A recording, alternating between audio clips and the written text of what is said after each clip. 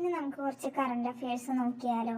ഒന്നാമത്തെ ചോദ്യം, 2026 US artist of the year പുരസ്കാരം നേടിയത് കൊറിയൻ മ്യൂസിക് ബാൻഡ് BTS.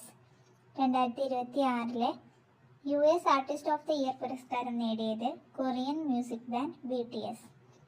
രണ്ടാമത്തെ ചോദ്യം, AI നിയന്ത്രിക്കണമെന്നാവശ്യപ്പെട്ട് മാഗ്നിഫിക്ക ഹ്യൂമാനിറ്റാസ് എന്ന പേരിൽ ചാക്രിക ലേഖനം എഴുതിയത് ലിയോ 14 മാർപ്പാപ്പ. മഹാരാഷ്ട്രയിലെ സാവന്ത്വാടി റെയിൽവേ സ്റ്റേഷൻ ആരുടെ പേരിലാണ് പുനർനാമകരണം ചെയ്തത്? മധുദണ്ഡവധെ. ലോകമാന്യ മധുദണ്ഡവധെ ടെർമിനസ് എന്നാണ് സ്റ്റേഷന്റെ പേര്. ചന്ദ്രനിൽ 3 ഘട്ടമായി സ്ഥിരം താവളം പണിയാനുള്ള പദ്ധതി പ്രഖ്യാപിച്ച രാജ്യം അമേരിക്ക. 2032 താവളത്തിന്റെ പണി പൂർത്തിയാക്കുകയാണ് ലക്ഷ്യം. അടുത്തിടെ അന്തരിച്ച ഇന്ത്യൻ ഷൂട്ടർ രാജ രൺധീർ സിംഗ് ഏഷ്യൻ ഗെയിംസിൽ ഇന്ത്യയുടെ ആദ്യ സ്വർണ്ണ മെഡൽ ജേതാവ്.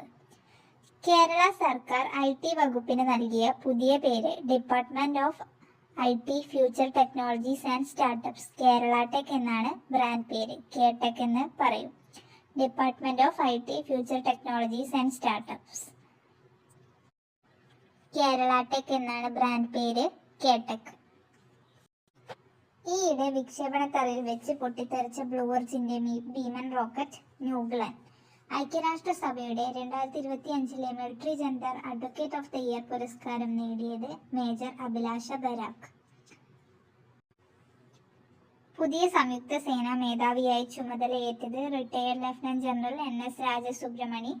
2026 ചാമ്പ്യൻസ് ലീഗ് ഫുട്ബോൾ കിരീടം നേടിയത് PSG. ഫൈനലിൽ ആഴ്സണലിനെ തോൽപ്പിച്ചു. ഉള്ളൂർ പുരസ്കാരം നേടിയത് PP ശ്രീധരൻ ഉണ്ണി.